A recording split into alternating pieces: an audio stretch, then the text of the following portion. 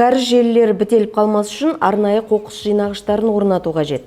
Проблеманың алдын алудағы ең тиімді әдіс осы. Қоқыс жинайтын торлар көп қабатты тұрғын үйлерден ағынды су ағызылатын құдықтарға орнатылады. Өкінішке қарай көп қабатты үй тұрғындарының көбі кәріз желілерін тиісті мақсатта пайдаланбайды. Желіге пайдаланылған гигиеналық заттарды, тұрмыстық және тамақ қалдықтарын көп тастайды. Есесіне орталықтандырылған кәріз желілері мен үй-ішілік инженерлік инфрақұрылым бітеліп қалады. Бұл апатты жағдайларға, антисанитарияға әкеп соғады. Ал қоқыс жинағыштар осы мәселені болдырмайды.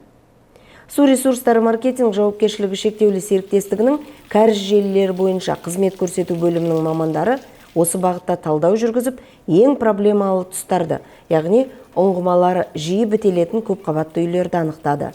Осындай үйлерде қалдық жинағыштар орнатылып, жоспарлы жұмыстар қолға алынып отыр.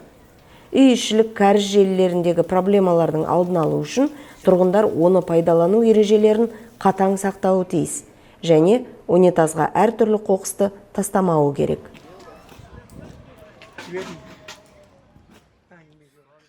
Құрметті Шымкент қаласының тұрғындары, сіздерден кәріз жүйесін дұрыс пайдалануды, ондағы ережені сақтауды сұранамыз. Дәретханаға мына заттарды тастауға болмайды. Памперстер және басқа да гигиеналық заттар, тамақ қалдықтары, тұрмыстық қоқыс. Кәріз желісінің бітелуі жертөледегі, орталық желідегі күрделі мәселелерге, жағымсыз иістің шығуына және кәрізді қалпына келтіруде айтарлықтай шығынға ұшыратуы әбден мүмкін. Сондықтан ұқыптылық танытыңыздар, абай болыңыздар. Су ресурстары маркетинг жауапкершілігі шектеулі серіктестігінің әкімшілігі.